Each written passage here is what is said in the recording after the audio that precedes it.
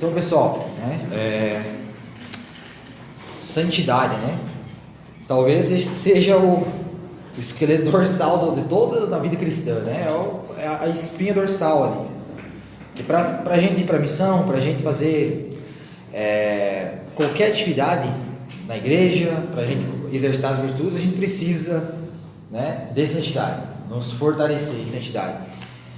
Brevemente, eu gostaria de ouvir de vocês, né? Brevemente de vocês, o que vocês hoje têm como conceito de santidade, né? Brevemente falando, né? Eu queria que passasse, começando por aqui, mas não precisa ser algo, vamos dizer assim, teológico, né? Algo que emana do coração de vocês, né? O que vocês acham que realmente é a santidade, né?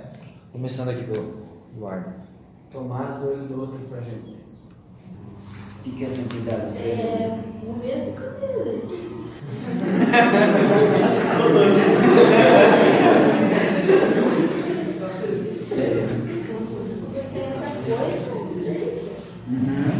Sim. Se compadecer do próximo, do sofrimento, né? Maravilha. Ser uma pessoa sempre tentar ser mais santo, sempre tentar buscar ser melhor na questão de tanto da religião, de ser uma pessoa melhor para os outros. Ótimo. Fazer a vontade de Deus. É um chamado universal de todos os cristãos. Buscar configurar as nossas vontades, o nosso coração com o coração de Deus. Sempre buscar agradar a Deus, né? Fazer aquilo que é da vontade dele. Uma vida dedicada a Deus.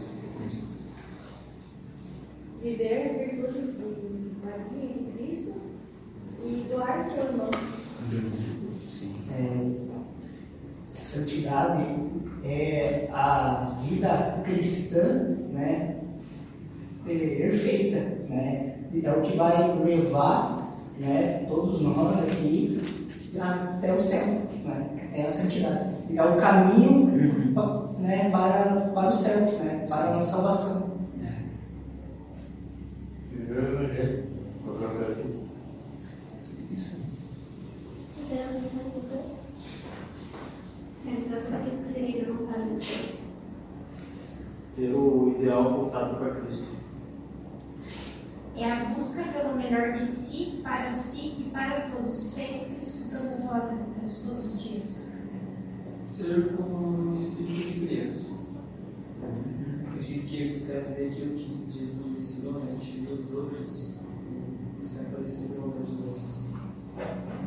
Fazer a vontade de Deus.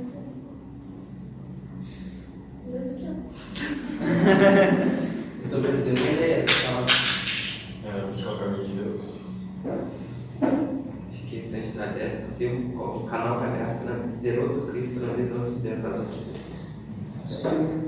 Saber ser humilde.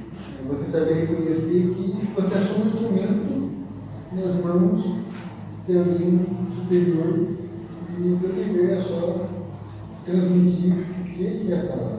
Você é só um instrumento. Olha, acho que eu vou embora. Na frente do retiro, Deus abençoe. Ótimo.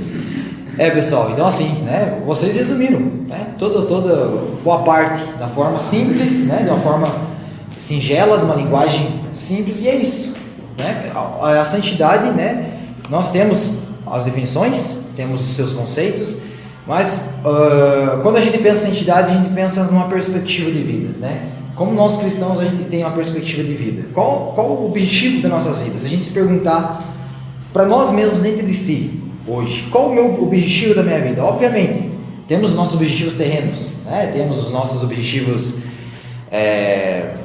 temporários aqui na Terra. Precisamos ter para viver aqui, né? Uma faculdade, um trabalho, né?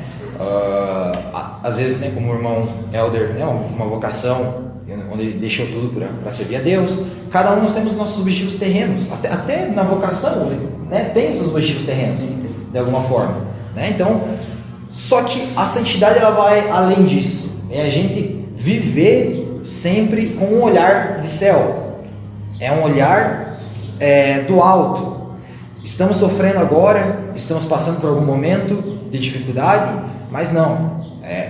Eu tenho olhar de céu, isso deve ser necessário. Né? Então, basicamente a santidade é isso. Né? Até na Bíblia, né, quando São Pedro fala a Cristo, né, Cristo pergunta, né, aonde eles irão, né? Então Pedro fala, né, São Pedro diz: aonde irei, meu Senhor, se só tu tem palavras de vida eterna? Então, se a gente não pensar em ser santo, né, aonde nós iremos? Aonde nós iremos parar? Ok, cumpriremos uma meta terrena, né, uma faculdade, um curso, um bem, né, com prudência, que também é importante, e depois, né, um casamento, e depois uma formação, e depois isso, o que vai sobrar? Se a gente olhar para trás da nossa vida e ver o que vai ter como sentido, a gente olhando para trás e ver o que nós fizemos. Será que eu fui santo? Será que eu dei o melhor para Cristo como cristão? Aqui, acho que foi aqui que falaram, né? Chamado universal. O chamado universal é a vocação de todos. Né? Deus nos chama à santidade. O Padre Roy Maria, né? Ele tem as definições específicas, né, de santidade. O que seria essas definições? Então ele define como 3 principais pontos. Né? Um deles é a definição, né? A santidade que seja de quem alcançou a perfeição da caridade.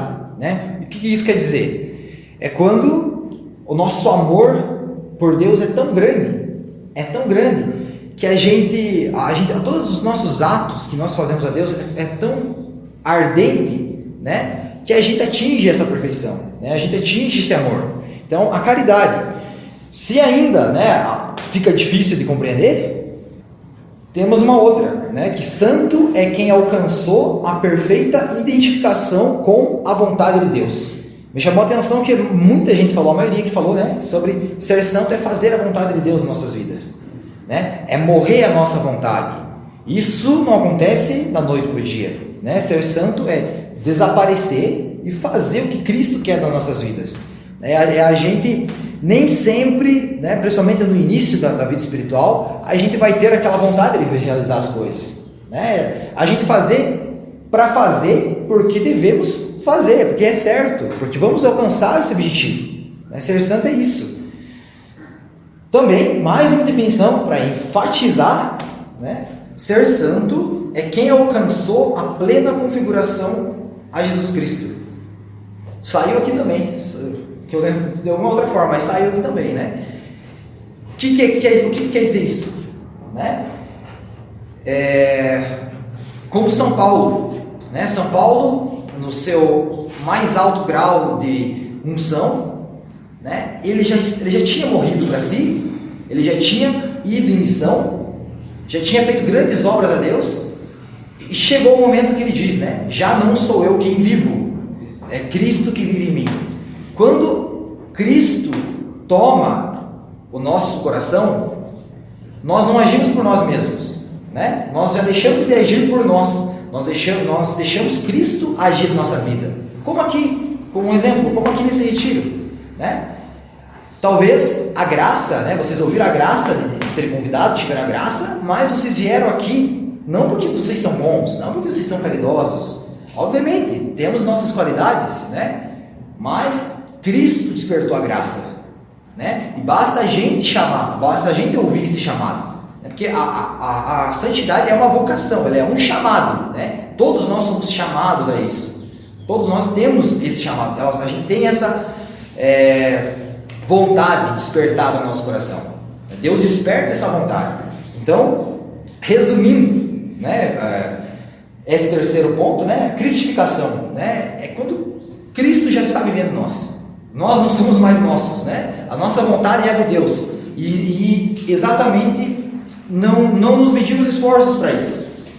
Então, resumindo, o que nós podemos resumir? Todas essas definições aí. Como que nós podemos resumir isso? Foi o que vocês falaram. Foi o que a maioria disse. Né? Seja feita a vossa vontade. Logo, se a gente quer que a santidade nos chama para, né, a vocação de ser melhor, crescer em virtudes, crescer em qualidades, crescer em oração, nós devemos colocar nas mãos de Deus. Isso aqui é resumido em: seja feita a vossa vontade, na oração do Pai Nosso. E o que Deus quer para nós? Se a gente quer que seja feita a vontade de Deus, o que Deus quer para nós? A santidade. Ele não nos exclui. Isso não é para os grandes, isso não é apenas aos religiosos, aos sacerdotes, ao Papa, aos cardeais. Isso é para todos. Desde a senhorinha, né? Quando eu trabalhava ali no industrial, encontrava o Helder, né? Tinha aquela senhorinha virtuosa lá no seu interior, algo intrínseco dentro dela, exalando santidade, exalando oração. Você percebia. E ela não tem grandes instruções a nível teológico, né? Ali é a própria cristificação. Cristo já faz parte das ações dela, né? E é isso que Deus nos chama a realizar. Obviamente, pessoal, é difícil? É difícil? Não é fácil, né? Se fosse fácil, todo mundo ia e não estaríamos aqui, né? Então, obviamente tem uma dificuldade muito grande. Porém, Deus nos dá todas as armas. Olha só, ao mesmo tempo que é muito difícil esse processo, é um processo, né? Ao mesmo tempo que tem uma dificuldade muito grande, Deus, em sua infinita misericórdia, Ele nos dá as armas, Ele nos dá o arsenal para isso. E qual é o arsenal? Dá os talentos para a gente. Através dos dons do Espírito Santo, né? Os talentos, né? Os sacramentos. Que mais? Os sacramentos, obviamente, a Eucaristia e tudo, né? E o mais importante de tudo, talvez, como que nós iniciamos esse passo? Oração, né? Se nós não tivermos oração, intimidade com Deus, como que nós vamos alcançar a cristificação? Como que nós vamos fazer a vontade de Deus? Como que alcançaremos a perfeição da caridade, né? Como que a gente vai ter caridade em todos os nossos atos, né? Se nós não tivermos oração? E Ele nos dá todo esse aparato de coisas, né?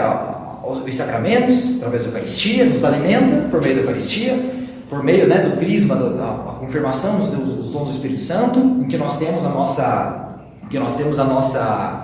os nossos dons, né, individual. A santidade, os nossos dons, como a John disse, né, é Deus agindo ainda mais na nossa vida. É Deus agindo ainda mais. Isso faz parte desse processo de cristificação. Isso a gente só vai deixar os nossos dons, o nosso carisma para Deus se sobressair, se a gente rezar, se a gente iniciar esse primeiro passo. É um processo, né? A busca, ela depende de nós, né? Como o Alisson disse, né? É a perfeição, né, do católico na Terra. A gente deve buscar sempre isso.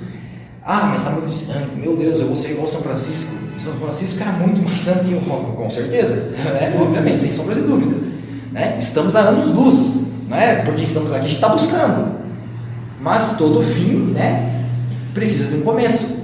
É uma história, começo, meio e fim, né? Para Deus não tem fim, né? Aqui na Terra nós temos um fim, né? Mas na eternidade a gente vai viver na eternidade. Para a gente iniciar, para ter iniciado isso, a gente precisa exercitar a oração, né? A gente precisa do início. São Francisco iniciou, né? Iniciou de alguma forma. Ele teve esse discernimento primeiro, né? Ele teve esse início desse discernimento. São Paulo também, né? A caminho de Damasco, quando ele caiu, né? Quando Cristo apareceu para ele, que era o perseguidor dos cristãos, ele cai do cavalo, Cristo aparece para ele, né? Ele se converte, fica cego, né? Antes dele sair em missão, ele passa um período exercitando suas virtudes através da oração. Então, isso é necessário a nós. Isso não é para os grandes santos, ele é para os grandes santos, mas a gente não está muito distante. Se a gente olhar de baixo, obviamente, mas tudo teve um início. Tudo teve um início. Se não tivesse, ninguém saiu do início ali e foi já ao final, né? Ninguém pulou uma etapa. Você não vai na faculdade já começando no último ano pelo trabalho de conclusão de curso, né? Você não vai, começa a escola já no terceiro ano do ensino médio. Então, tudo vai acontecer dessa forma, né? É o processo que devemos querer crescer na fé. Deus nos inspira a realizar coisas boas, Ele nos chama para a santidade. Então, como eu falei, todo ato bom no nosso coração, todo ato ter bondade, que inspira, que vem de dentro para nós. Reparem, pensem, em algum momento eu tenho certeza que algum de vocês, sei lá, viu um pobre ali, viu um mendigo e quis ajudar de alguma forma, né? Ou alguém se sentiu aquele desejo ardente de rezar, ou alguém, por mais na lama que tivesse, preciso ir à missa. Às vezes lá no inconsciente vem um negócio na cabeça, né? Esse negócio se chama Deus, né? Então, na cabeça, e vem aquela sensação, preciso ir à missa, preciso da oração, preciso rezar. Por mais que a gente esteja faltando, né? Esse é o chamado à santidade. Deus está te chamando, né? Deus está te pedindo para que você venha e exerça. Isso aí não vem dos teus méritos, né? Isso não vem dos nossos méritos, isso são os méritos de Deus. Posteriormente, nesse processo, aí vem o nosso esforço. Para iniciar esse chamado, para iniciar a santidade, devemos nos esforçar, né? Aí, o início desse processo só acontece porque Deus nos desperta. Deus assim nos despertando, nós precisamos andar, nós precisamos nos esforçar. Então, a santidade não é algo que nós fazemos, é algo que Cristo faz em nós. É o Cristo que age na nossa vida. E aí que nós chegamos, né? Então, a gente pegou um baita livro, a gente sempre comenta com o irmão Helder, né? A Ascética e Mística, né? Tanqueray. Ele define a parte teológica, né? A santidade em ascética e mística. Ascética, né? Ela vem do grego exercício. Ela vem do grego exercício, esforço, né? É eu me esforçando. Assim a graça despertada no meu coração para ser santo, assim quando Deus me chamando, como vocês estão aqui porque a graça foi despertada no coração de vocês e fizeram vocês virem até aqui, né? Uma vez que a graça foi despertada, né, no interior de vocês, as boas vontades, a boa caridade, a perfeição, a vontade de Deus vai chamando. Nós precisamos agir por nós mesmos, né? Iniciar esse esforço. Né? A ascética é o exercício e o esforço, né? Nós buscamos crescer em virtude. Nós buscarmos, através de todas essas armas que eu já falei para vocês, né? O sacramento, provavelmente o irmão Helder vai entrar em mais detalhes, né? Através de todas essas armas, buscar, né, a perfeição. Isso depende de nós. Isso é mais nossas forças. Isso a gente que tem que viver, né? É o início desse processo. E qual, né, as armas? A Eucaristia, os sacramentos, a outra arma bem importante, né, a vida dos santos. Esses são os meios de santificação, né? A história da vida dos santos. Por que existem os santos? Que Cristo, Deus fez os santos, né? Colocou eles um papel de eleitos, né, do lado dele, para nos colocar como exemplos, né? Para nos diferenciar do mundo, para saber que é possível, que quando nós estamos em Deus, quando nós estamos num grau de santidade a nível de cristificação, quando Deus vive na gente, quando Cristo vive na gente, como diz São Paulo, né? A gente morre o homem velho, morre aquela pessoa velha, aquela pessoa que pecava, aquela pessoa vai morrendo em nós mesmos. Aquilo lá vai desaparecendo da nossa vida, a nossa vontade vai desaparecendo, até que a gente chega no ponto da mística, né? Onde Deus age de uma forma mais perfeita, né? Onde a gente tem aquela unção maior, em que Deus, né, diz: agora é comigo, você chegou até aqui, né? Agora é comigo, agora eu vou agir em você. Isso explica muita coisa dos grandes santos. Agora nós voltamos aos grandes santos, né? São Francisco de Assis, os santos mártires que morreram em nome da palavra de Cristo, que fizeram os grandes atos heróicos, né? Que fizeram as grandes coisas, ou que se santificaram no seu interior da sua casa, né? Como Santa Teresinha, através das coisas simples, né? A mística chega aí. Como explicar esses atos heróicos que os santos fizeram? Porque já não é eles, pelo esforço humano, pelo esforço nosso, terreno, é impossível realizar esses atos. É impossível a gente, como São Francisco, vender tudo aos pobres e seguir a Cristo e tentar viver o Evangelho. Por nossa humanidade, é impossível a gente ter isso. É impossível São Padre Pio, né, apanhar o demônio e aceitar isso com fortaleza, aceitar isso com piedade, né? Aceitar isso, apanhar do próprio demônio e oferecer isso a Cristo. Nós, humanamente, somos falhos, E somos muito vulneráveis. O nosso corpo humano é muito vulnerável. Então é impossível a nossa vontade, a nossa cabeça aguentar isso. Só pode ser, isso só é permitido pela mística. Porque quando Deus já age em nós, a gente está num nível tão grande, Deus já está avançando que a gente cumpre todas essas tarefas de uma forma que a gente nem percebe. Porque é sobrenatural, não é ato nosso, não é um ato humano, não é uma ferramenta, é algo sobrenatural. São Paulo, eu não sei porquê, mas hoje veio muito São Paulo, na minha cabeça, na minha mente. Ele foi preso em masmorra, ele sofreu nudez, ele sofreu frio, sofreu naufrágio, apedrejamento, tudo isso para passar a palavra de Cristo. Gente, eu na primeira pedra que eu levar, que eu sair daqui fora com o nome de Cristo, eu já esmoreço.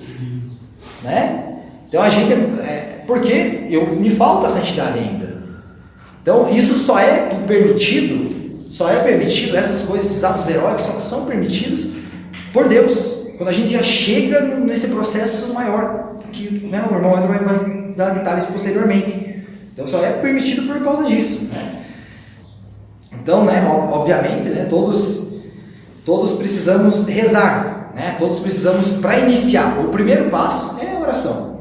A definição de santidade é isso, é um chamado para todos, não é para os grandes, tanto é que Nossa Senhora, em suas aparições, ela aparece, em sua maioria das vezes, se não todas as vezes, não me recordo agora, ela aparece aos humildes, aos pequenos, os chamando. E nós até comentando com o irmão Helder, nenhuma pessoa que viu uma aparição genuína de Nossa Senhora voltou a ser a mesma pessoa. Ela se tornou santa, foi a uma vida religiosa. Então, a santidade é isso, é a gente aceitar essa vocação com vontade, com perseverança. Vai ser fácil? Não vai ser fácil, mas a gente precisa iniciar, a gente precisa dar o pontapé inicial. O pontapé inicial já estamos dando. Estarmos aqui, estarmos em oração, tirar um dia turbulento, como o Padre João diz, o carisma do santuário, é o deserto, esse é o pontapé inicial. A definição é essa. Antes de eu passar a palavra para o irmão Helder, São José Maria Escrivá, ele nos ensina a ser santos no cotidiano, nas pequenas coisas da nossa vida. Para nós queremos ter a sobrenaturalidade, fazer atos heróicos, a gente pode também, não necessariamente precisa fazer isso para se tornar santo, Ele nos ensina a ser santo no cotidiano, nas pequenas coisas, no trabalho de vocês, na universidade, na escola, A santificação através das pequenas coisas, das coisas simples da vida. Você oferecer a Deus isso, encarar com esperança e misericórdia e oferecer isso a Deus. Tem uma frase, um leve texto, que ele diz isso, sobre essa cristificação. Ele nos dá uma amostra maior disso, do que é realmente essa cristificação, de nós morrermos para nós mesmos, deixar o homem velho, deixar aquele homem velho. Por mais falhas, nós vamos pecar? Vamos pecar. Os santos também pecaram, Nós vamos pecar. Mas, como eu sempre falo, uma coisa é a gente pecar querendo acertar. Outra coisa é a gente aceitar o pecado, como algo banal. Não vou pecar porque a gente é pecador mesmo. A gente deve pecar, provavelmente nós vamos pecar muito ainda, porém devemos chorar as lágrimas dos nossos pecados, nos arrepender, não apenas aceitar como algo banal. Beleza, depois eu me confesso. Então assim, São José, Maria Escrivá, ele era o santo cotidiano, ele falava exatamente isso. Nem sempre eu faço as minhas vontades, Uma vez até uma brasileira perguntou para ele, se tinha preguiça de ir à missa, tinha preguiça de fazer as coisas, que não achava ir à missa algo bom porque não sentia aquela vontade genuína. Não necessariamente, ele respondeu ela assim, não necessariamente, se eu for através das minhas vontades, eu não era nem padre.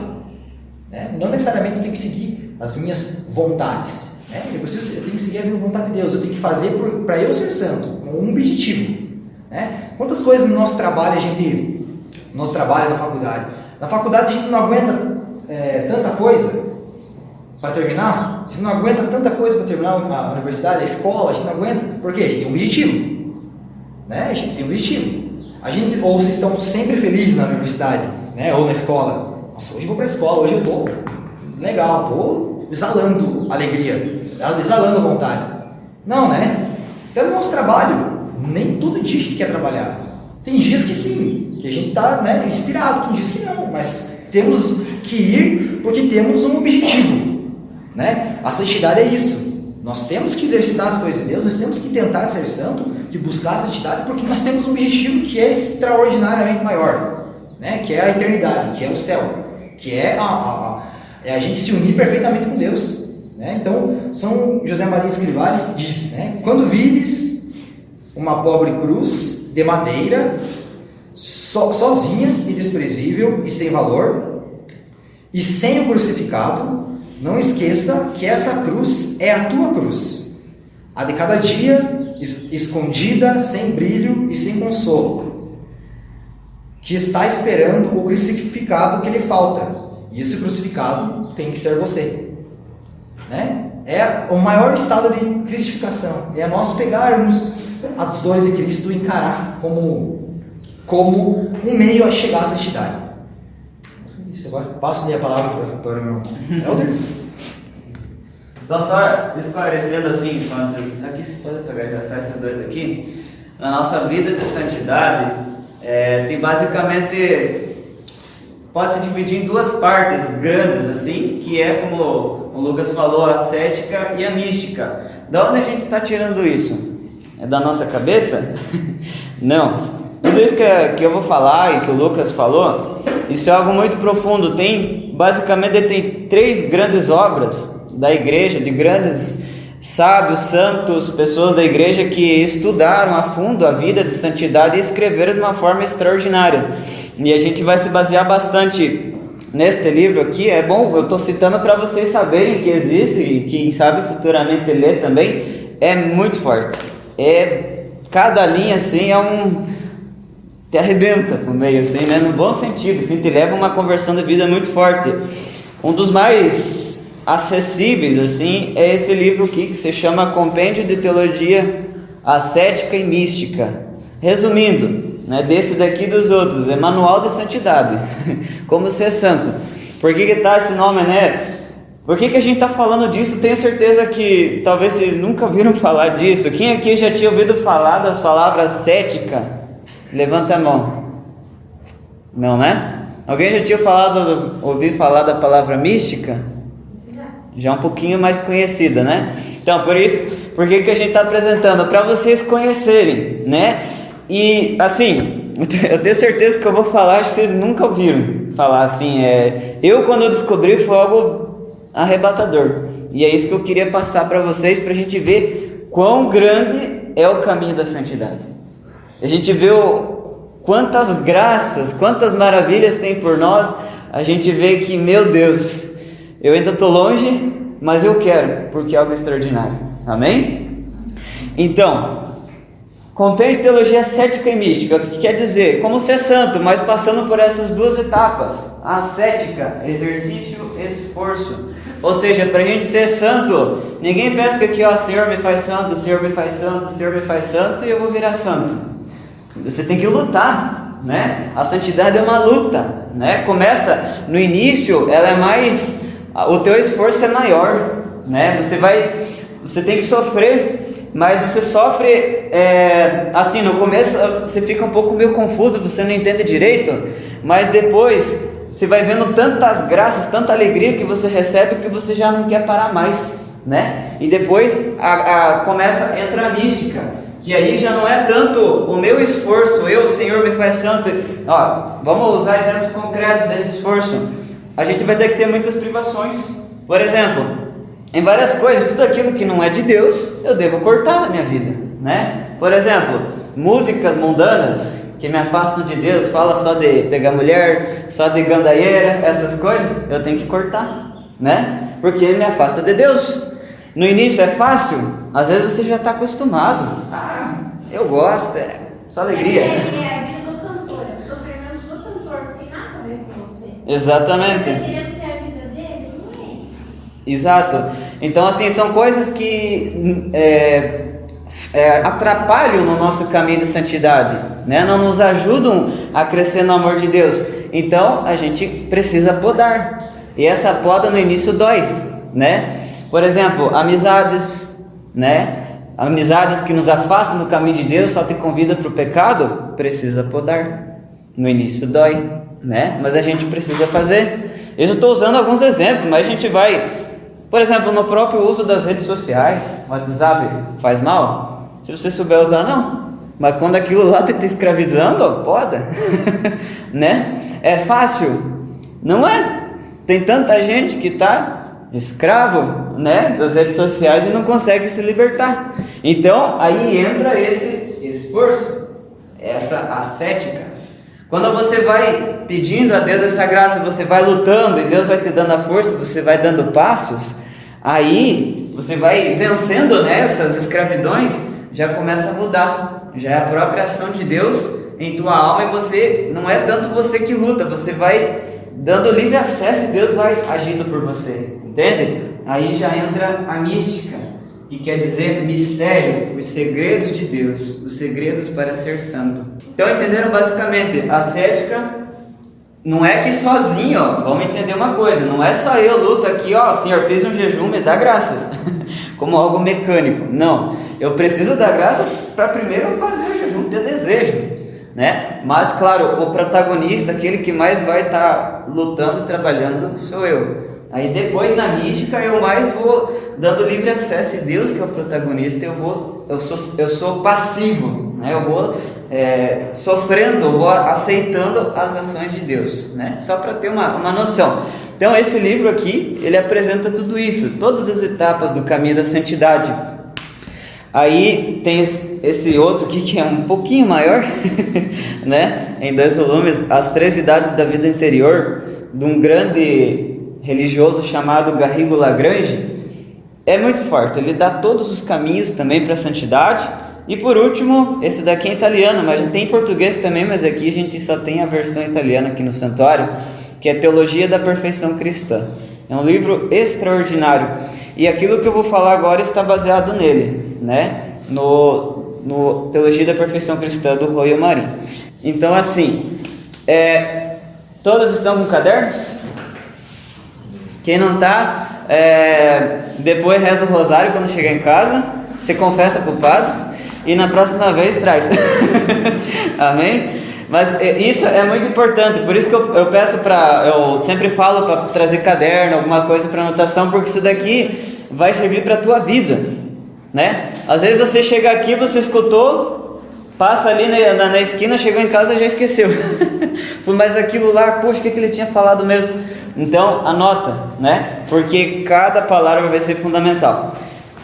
Na folha de vocês, coloque primeiro de tudo, itinerário da castidade, né?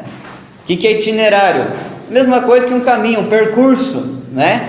Então eu vou passar para vocês resumidamente, porque o tempo é breve, né? E olha, sem mentira, o Padre João fala, né? Por isso eu faria 1 semana de retiro, sem exagero. Sobre esse tema você poderia passar 1 semana, meses em retiro, de tão profundo que é. Mas eu só quero dar um aperitivo para vocês verem a profundidade e depois procurarem. Da santidade. Viu a idade? Já tá chegando a idade. Eu falei, confundi santidade com castidade. Faz parte. Então assim, eu vou mostrar para vocês resumidamente, porque não vai dar tempo de aprofundar, as etapas para a gente alcançar a santidade. O que eu vou falar, isso daqui quem escreveu de forma extraordinária é Santa Teresa d'Ávila, né? Uma grande santa doutora da igreja. Ela escreveu esse livro chamado Castelo Interior ou Moradas, né? Neste livro ela nos mostra, ela é lá dos anos 1500, né? No século XVI. E na época era na época dos castelos, né? E ela comparou a nossa alma, a nossa busca pela santidade como um castelo. Ela diz assim que essa vida de santidade é uma busca pela união com Deus, né? Isso também seria uma boa definição de santidade. O que é ser santo? É unir-se a Cristo, né? A cristificação. E ela diz que para a gente ser santo, a gente precisa mergulhar na nossa alma, que dentro de nós, não vamos pensar no sentido físico, lá tem um castelinho, né? Mas ela tem uma profundidade que eu preciso entrar dentro dela por vários passos. Para a gente entrar nesse castelo, que é essa busca pela santidade, a gente precisa de algo que o Lucas falou. O que a gente precisa para a gente iniciar a nossa vida de santidade, o nosso caminho com Deus?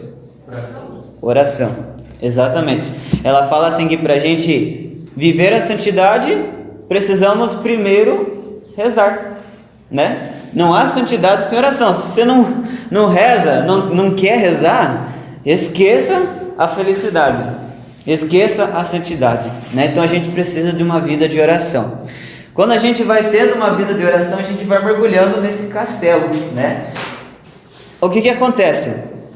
Então, para a gente ser santo, a gente precisa rezar, a gente precisa mergulhar no castelo. Só que Santa Teresa, ela fala neste livro que tem pessoas, aqueles que não rezam, nem no castelo não estão, nem na sua própria alma eles não entram, que são aquelas pessoas, o Royo Marim vai falar aqui, essas pessoas que estão fora do castelo, fora dessa busca de santidade, tem dois níveis, né? São aquelas pessoas, eu vou pedir para Andriele anotar, coloca aqui do lado, ausência de vida cristã. Anotem, né? Anotem tudo isso. Ou seja, aquelas pessoas que não têm vida de oração, que não estão no caminho de Deus, tem dois níveis. Que primeiro, é aqueles que têm uma total ausência de vida cristã. Eu vou dar um exemplo concreto para vocês verem na prática, né? O Royo Marim fala, são as almas dos pecadores empedernidos. O que quer dizer empedernidos? Corruptos, aqueles que estão duros no pecado, né?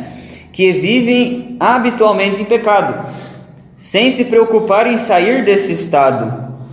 A maioria deles pecam por ignorância ou fragilidade, mas não faltam aqueles que se entregam ao pecado por fria indiferença e até por obstinada e satânica malícia. Em alguns casos, a ausência total de arrependimento e voluntária supressão de toda oração ou recurso a Deus. Traduzindo concretamente, é aquela pessoa que não reza, não busca o caminho de Deus.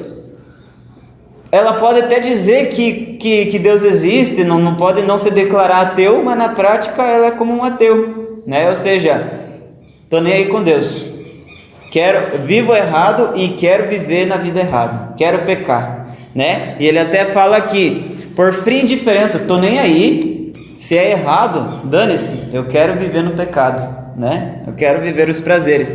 Então essa é a pessoa que tem uma ausência de vida cristã. Não tem nada de cristianismo, nada de fé, nada de caminho com Deus. Essas pessoas que estão fora do caminho da santidade.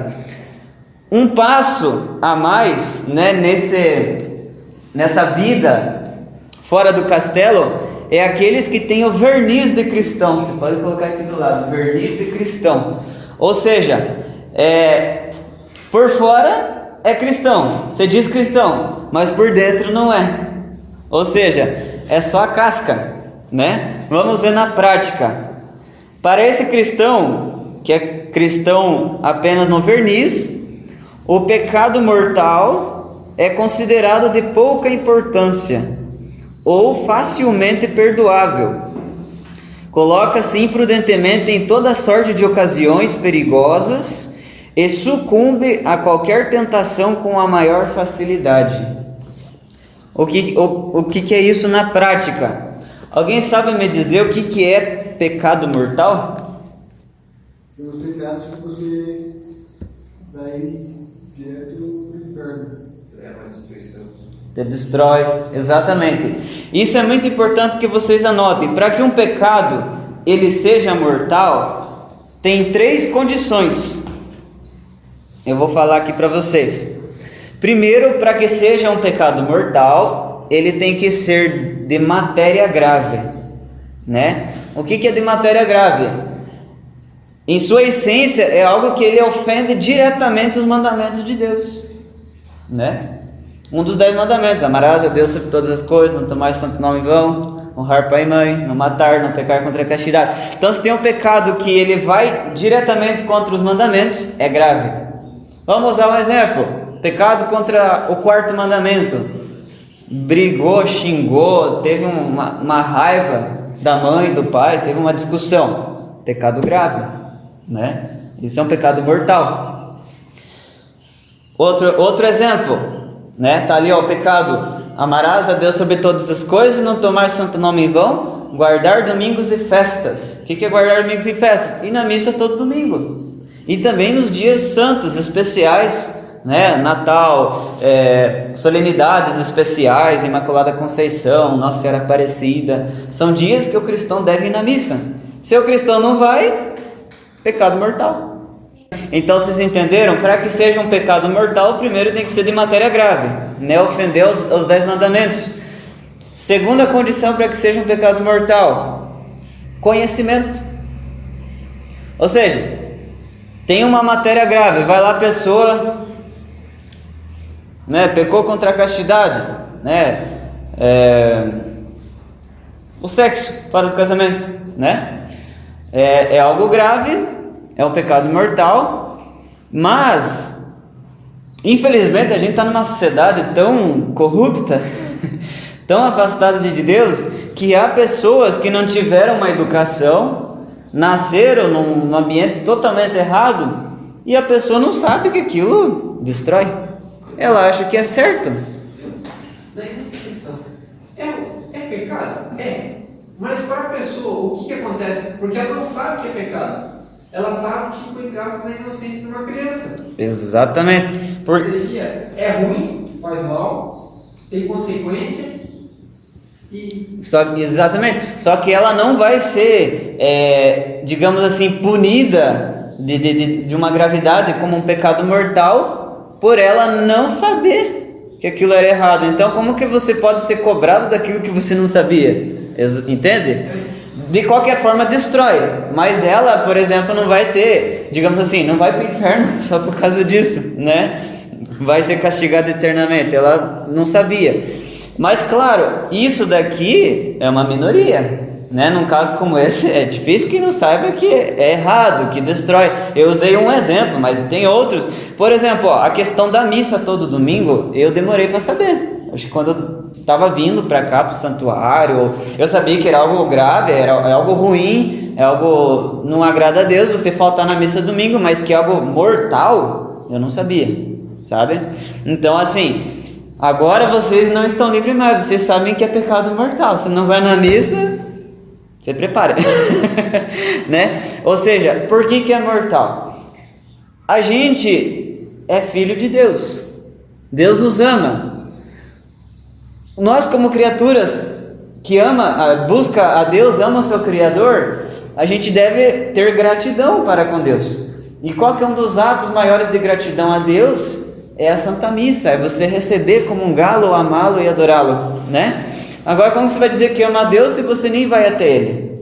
Entende? Então isso é algo grave, né? É um pecado mortal. Então, se você não vai na missa todo domingo e você sabe que é errado, você peca de pecado mortal. Porém, tem uma terceira condição para que seja grave, um pecado mortal. Anota aí. O consentimento. Ou seja, é eu desejar esse pecado. Entende? Porque tem pessoas que fazem algo grave, sabe que é grave, mas, por exemplo, uma pessoa que vai numa festa, né, e se embriagou, né, e faz bobagem, né, faz coisa errada, grave.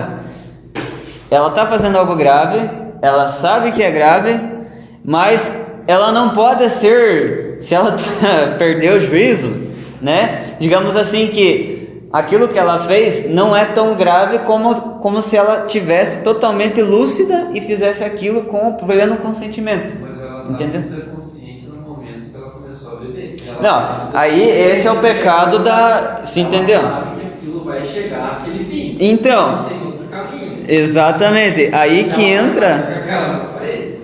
Não sei se está aqui, não, esse eu ouvi numa pregação, que a pessoa também peca quando ela foge de saber que aquilo é errado, entendeu? Isso. Esse é um pecado, porque, por exemplo, quando a pessoa sabe que se ela mergulhar, por exemplo, Eu sei que se eu ler esse livro aqui, eu vou passar tanta vergonha, porque eu vou descobrir tanta miséria minha, que eu quero me enterrar. Mas eu vou pecar se eu, sabendo que vai me ajudar, eu deixar de lado. Entende? Já é um pecado. O que é o certo? É eu ler, passar vergonha e mudar de vida. Entende? Se você não mudar de vida, o mundo vai trazer as consequências todo dia. E você está vendo a consequência, mas você não percebe. Exato. Muitas vezes você vai com a tristeza, é a consequência do que você fez no passado. E você está sofrendo à toa e não sabe. Você não sabe a raiz do problema. Aí por isso que você precisa conhecer. Entende? Mas assim, vocês conseguiram entender basicamente o que é o pecado mortal? Então tem que ser de matéria grave, tem que ter o conhecimento e também o consentimento. Eu quero fazer errado, mas não estou nem aí, né? Então tá. Essa pessoa que está nesse verniz de cristão, ela se declara cristão, mas olha como que ela entende o pecado mortal. É de pouca importância, ou facilmente perdoável. Eu peco, eu faço sexo errado, eu xingo minha mãe, eu não vou na missa, mas eu vou e me confesso. Isso daí é caminho de santidade? Aquele que está no verniz de cristão, ele não está nem aí para o pecado mortal. Agora, e ele coloca-se, isso é muito importante, gente. Ele coloca-se imprudentemente em toda sorte de ocasiões perigosas e sucumbe a qualquer tentação com a maior facilidade. Ou seja, se coloca em ocasiões perigosas, e isso tenham muito cuidado. Não adianta dizer, eu fui lá e busquei o pecado mortal. Às vezes você não busca, às vezes ele está do teu lado, né? Você é convidado ao pecado mortal, mas se você está num lugar que você sabe que vai te levar para esse pecado, não vá. É o exemplo das baladas, né? Vai lá, é gandaieira, fervo, bebedeira e tudo mais. Você sabe que só vai ver coisa errada. Por que você vai? Fujam das ocasiões, né? A gente usou um exemplo mais fácil assim, tipo festa, mas não é só aí. Por exemplo, conversa com pessoas, você sabe que a pessoa só vai falar bobagem, só vai te levar para o caminho errado, corta. Você está fugindo da ocasião. TV, você vai lá, passa num canal que você sabe que só tem porcaria, por que você vai lá ficar assistindo? Corta. Músicas, vai ouvir música lá que só fala porcaria. Você quer seguir a santidade? Você vê que aquilo não te ajuda? Corta. Fugir das ocasiões.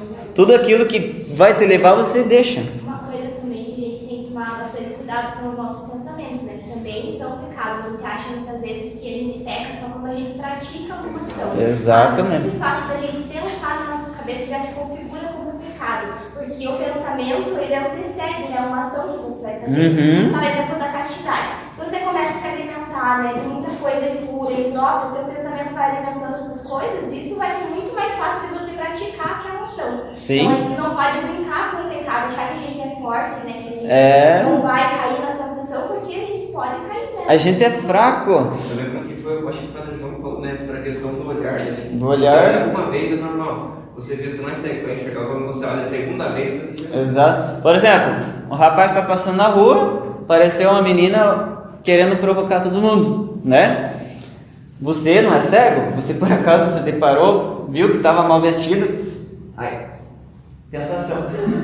Isso é fugir das ocasiões. Agora você fica assim, é santo? Né? Aí já pecou. Pecado grave, né? Você pecou contra a castidade, porque aí começa pelo olhar, depois vai para o ato.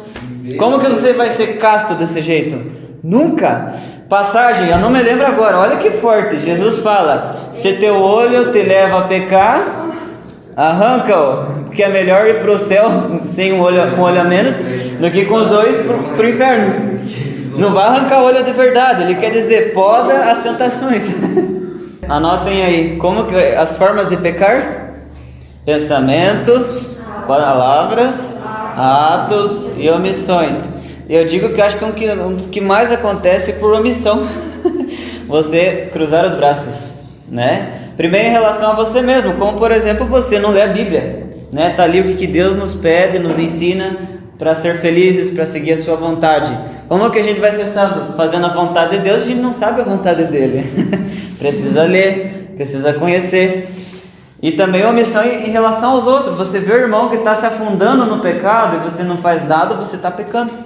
Entende? Isso é muito sério. Então, gente, a gente deve passar tudo isso para os outros.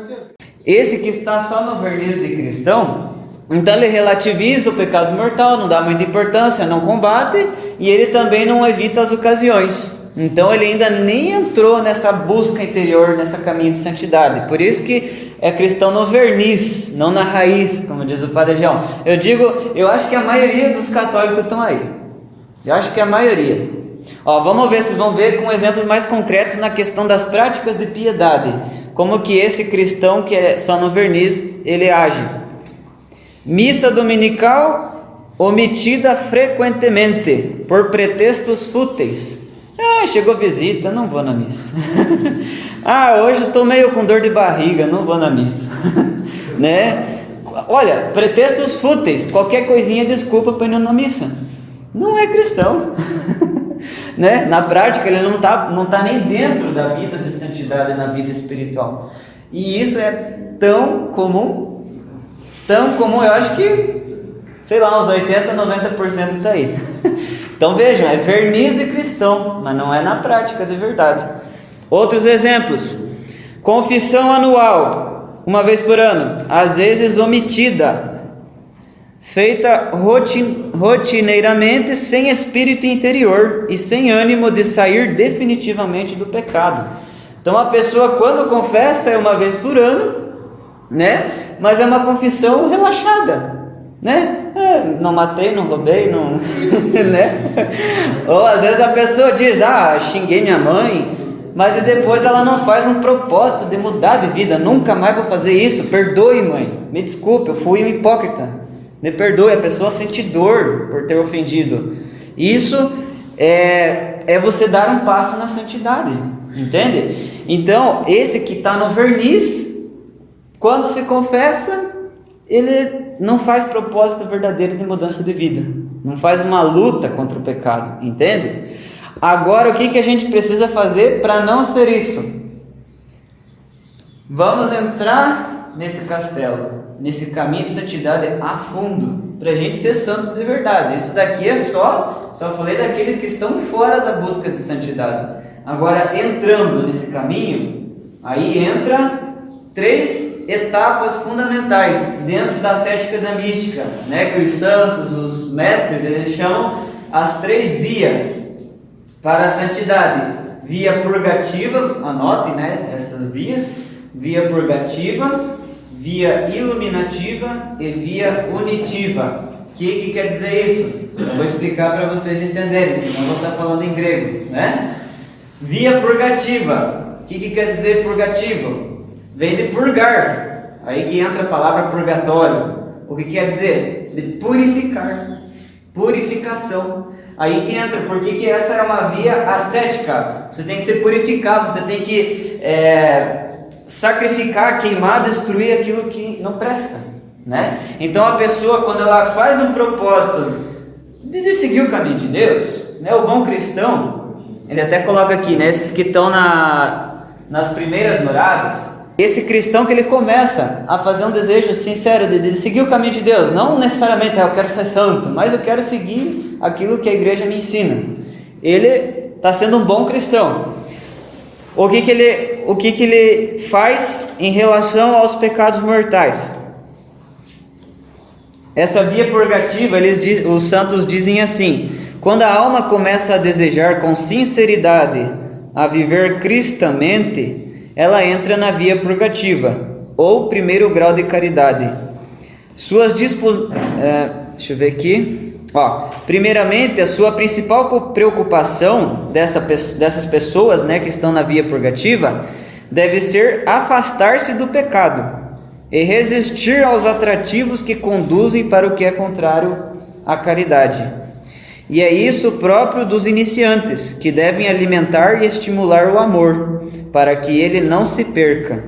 Então, a pessoa, nessa fase que ela entra nesse caminho de santidade, ela renuncia ao pecado. Então a primeira morada, né? Essa primeira etapa da vida de santidade, a pessoa, deve lutar contra o pecado mortal. Mas ela, quando está nessa fase, ela luta debilmente, ou seja, é uma luta fraquinha, não é aquela coisa radical assim, pecado mortal nunca mais na minha vida. Ela é uma luta débil, fraca, mas sincero arrependimento e verdadeiras confissões. Ou seja, já está diferente do cristão que estava no verniz. Ou seja, ela faz confissões sinceras, com desejo de mudança de vida. E com frequência, ela se coloca em ocasiões perigosas de pecado, né? Ou seja, ela não quer viver uma vida depravada, mas ainda não fugiu totalmente das ocasiões, né? Das músicas, dos filmes, das festas. Outra coisa, aí entra também o combate ao pecado venial. Alguém sabe o que é pecado venial?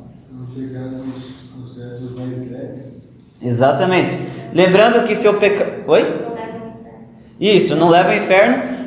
São pecados mais leves, né? Se o pecado mortal ele precisa ter uma matéria grave, o pecado venial ele tem uma matéria mais leve. Ou seja, é pecado, ofende a Deus, mas não é tão grave assim, não vai destruir a minha vida espiritual. Um exemplo, eu poderia ter feito, mas por preguiça não fiz o trabalho de escola. Pecado venial. É um pecado. Eu devia de fazer, não fiz por preguiça. Mas é um pecado que vai me levar para o inferno? É contra os 10 mandamentos? Não, né? Mas é pecado. É ruim, nos prejudica. Então esse é um pecado venial. Agora a pessoa, quando começa a entrar nessa vida de santidade, ela não deve só renunciar aos pecados mortais, mas também aos pecados veniais, pecados mais leves. Uma mentira, falou para a mãe que ia lavar a louça e não lavou, é pecado. Exatamente. Perde o controle daquilo que é pecado. Exato.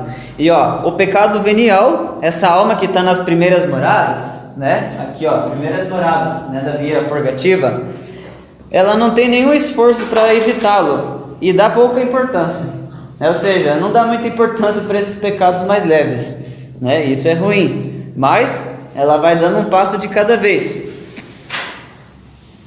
Na oração, essas almas, elas têm orações puramente vocais. E poucas vezes fazem as orações e com muitas distrações. Ou seja, a pessoa vai rezar. A oração dela é puramente oração vocal. O que é oração vocal? Com a voz, né? Ave Maria, cheia de graça, salve Rainha, Pai Nosso, Santo Anjo e tudo mais. Orações geralmente decoradas, né? Mas não é algo espontâneo que brota do teu coração, assim como um diálogo, como eu estou falando com vocês, né? Isso deixa um passo a mais na santidade. A pessoa que ainda está nesse início do caminho de santidade, a oração é um pouco meio que automática, digamos assim. E às vezes ela não tem uma vida frequente de oração. É meio de vez em quando, ou pouquinho, só uns 5 minutinhos, levantou, rezou Pai Nosso, Maria e tchau. Né? A pessoa não vai conseguir ser santa assim, né? Mas ela já deu um primeiro passo, né? Igual aqueles lá que não estão nem aí, quero pecar, quero fazer do jeito errado e não tem problema. Um passo a mais, segundas moradas, dando mais um passo na santidade. Pecado mortal são as almas boas, né? O pecado mortal é sinceramente combatido, né? Com toda sinceridade. Às vezes ela ainda se coloca em ocasiões perigosas, seguidas de algumas quedas, ou seja, a pessoa cai no pecado mortal de vez em quando, mas ela tem um sincero arrependimento e pronta confissão, né? Caiu, corre para se confessar, porque isso daí me destrói, eu não quero acabar com a minha vida, não quero acabar na minha intimidade com Deus, a minha vida de santidade. Pecado venial, às vezes essas almas pecam o pecado venial plenamente deliberado, ou seja, com toda liberdade, né? Eu poderia não cair, mas eu fiz. E ela tem uma luta fraca, arrependimento superficial e recaídas constantes na murmuração. A pessoa reclama, ai que miséria, por que isso, por que aquilo, né? Isso daí prejudica o caminho de santidade, né? Práticas de piedade. Ela frequenta os sacramentos, vai na missa, né? Vai até às vezes mais do que apenas o domingo, primeiras sexta-feiras do mês, principais festas, né? As solenidades, Aparecida, às vezes até missa diária, mas com pouca preparação. Às vezes reza o terço ou o rosário em família, porém omite com facilidade, ou seja, por poucas desculpas acaba omitindo, né? Uma coisa importante que o David falou, e eu não vou me estender porque o nosso tempo, né, infelizmente, tá curto, né? Não vai dar para passar metade do que a gente imaginava, mas assim, já está dando para esclarecer muita coisa, né? Em relação aos pecados mortais e veniais, a gente tem que ter muita clareza. A pessoa pensa, pecado mortal me destrói, me leva para o inferno, minha vida de santidade vai por água abaixo, eu devo lutar. Pecado venial não me leva para o inferno, não é tão grave, então eu deixo, né? Tá certo? Não, né? Muitas pessoas menosprezam, né, os pecados veniais, mas a gente tem que ter cuidado. Como disse o David, eu vi numa pregação, que o pecado venial, enquanto o pecado mortal te leva no abismo, o pecado venial é um passo que você dá. O pecado venial, mentiu, não fez tarefa de escola, julgou o irmão, né, teve maus pensamentos, mais um venial, mais um venial, mais um venial. E mais um venial, se a pessoa não luta, vai caindo, quando vê, mortal, inferno. Então, dá para brigar com os pecados veniais? Não, né? Porque nos destrói, né? Então, para a gente ser santo, a gente precisa lutar contra pecados mortais, pecados veniais, e aí chega um ponto que algumas almas vão chegar num ponto de santidade tão grande que elas já venceram todos os pecados mortais, venceram os pecados veniais, e aí venceram até outra coisa que eu demorei para descobrir, algo muito forte, que não é pecado, mas são as imperfeições. Ou seja, o que é uma imperfeição? Eu vou até ler aqui para vocês o que diz o Garrigou Lagrange, para vocês verem a profundidade da coisa. O que é um pecado? Uma imperfeição? É um bem menor. É uma generosidade menor no serviço de Deus, né? Vamos pensar assim, uma pessoa que tem a condição, né? Ela vai na missa todo domingo, mas ela não tem muitas atividades, ela poderia ir na missa todo dia. Mas é demais, não vou. Uma missa no domingo já basta. Ela não está pecando por não ir todo dia, mas é uma imperfeição. Ela poderia ir. Quanto que ela ia crescer em santidade, quantas graças ela ia receber, mas, deixa, né? Isso é uma imperfeição. Os santos, os grandes santos, eles lutavam até contra isso, contra as imperfeições, a buscar sempre o melhor. Eu não vou dar o mínimo para Deus, eu vou dar o máximo, entende? Assim a gente vai ser santo. Outro exemplo, é pecado não rezar o terço todo dia? O terço em específico, não rezar é pecado, sem dúvida, a gente tem que ter uma vida de oração, mas o terço especificamente, tem gente que reza o terço, tem gente que faz outras orações, é pecado eu não rezar o santo terço todo dia? Não. Tá, é pecado eu não rezar o rosário todo dia? Não é. Mas uma pessoa que tem condição, tem o fervor, né, sabe da importância, ela poderia fazer isso. Agora ela não faz por negligência, por comodismo. É uma imperfeição. Os grandes santos lutavam contra isso. Lutavam contra os pecados mortais, pecados veniais e contra as imperfeições. Entenderam? Então assim, só para dizer para vocês, né, o quão grande é o caminho da santidade, como é algo profundo, né? Só que, claro, para a gente conhecer e vivê-lo na prática, né, concretamente, é uma vida, né? É um passo de cada vez, mas eu só queria dar para vocês esse aperitivo, né? Para dizer para vocês que existe um grande chamado à santidade, um grande percurso que Deus quer que a gente faça, mas a gente precisa lutar. A gente precisa primeiro passar por essa grande ascética, esse esforço. Eu quero ser santo, eu quero ser do caminho de Deus, mas eu preciso apodar muitas coisas que não fazem bem na minha vida. Aí depois Deus já vai te dando graças maiores, e assim aquilo que te custava no início já não te custa mais, né? Deixa eu usar um exemplo para mim, por exemplo, no início mesmo, antes, a gente teve uma fase afastada, teve uma fase ali que eu me afastei um pouco do caminho de Deus, e eu estava aqui, acho que, não sei se estava na ausência de vida cristã, ou verniz de cristão, mas não estava nem um pouco no caminho de Deus, né? E eu comecei, depois que eu descobri a graça de Deus tocou no meu coração, eu comecei a buscar o caminho de santidade. Eu vi que é algo extraordinário, eu comecei a dar esses passos, a avançar nas moradas. Mas o quanto é sofrido no começo você rezar, não é fácil. Você vai lá, vou rezar agora, vai rezar o Santo Terço todo dia, teve distrações, o passarinho se torna mais atrativo na hora, você começa a lembrar do trabalho de faculdade, você começa a lembrar, para quem namora, começa a lembrar da namorada, e não sei o que lá, começa a vir mil coisas, é difícil.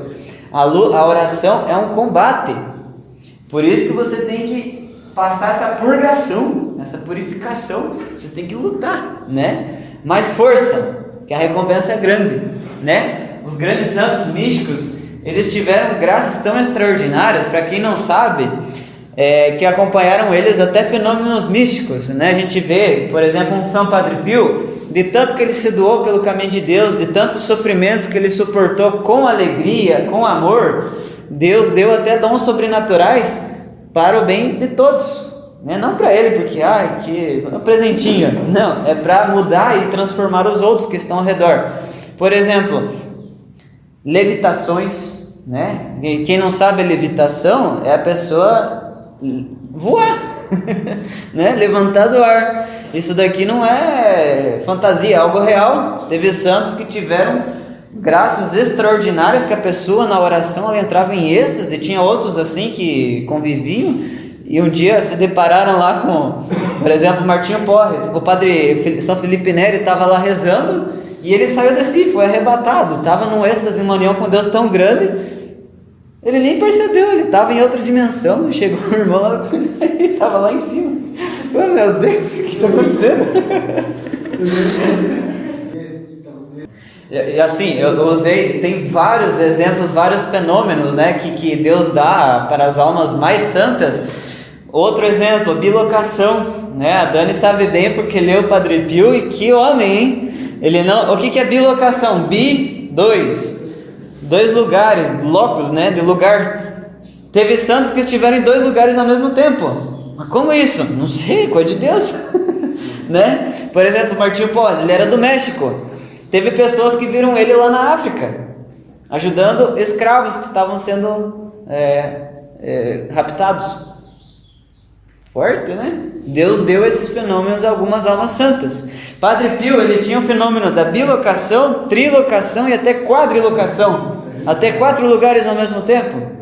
Teve, isso daí é verídico. Se eu achar lá a história, eu mando para vocês lá no grupo. Eu fiquei chocado quando eu descobri. Padre Pio, uma vez, ele foi visto no céu, No céu. Teve uma vez, ele viveu na época da Segunda Guerra Mundial, Então estava tendo guerra, bombardeios. E ele é de São Giovanni Rotondo, onde ele estava. E estava tendo guerra, e os alemães iam para bombardear uma cidade perto da dele, vizinha. E ele, com uma grande caridade e compaixão daquela população, Deus deu a graça dele em bilocação, ele aparecer no céu do lado do avião. Estava lá o avião, aí olharam assim, é um passarinho ali. É um homem, é um homem, Ficaram assim, eles ficaram chocados, E aquele homem falava assim, não faça isso, não faça isso. Eles ficaram assim, arrepiados, assim, que negócio é esse? Para encurtar a história, Isso está escrito, parece loucura, mas é verdade. Que eles tentaram bombardear, mas o Padre Pio devolvia as bombas no avião. Entende? E daí eles viram que chegou um ponto que eles não conseguiam e um bombardeio foi um fracasso. Não aconteceu, né? Vocês olham a que ponto chega um santo? O que Deus não faz na alma santa? Então, gente, isso que eu estou falando para vocês é para que a gente seja grande santo. Não seja gente do mundo. Não sejam gente que se contenta com o mínimo. Sejam grandes.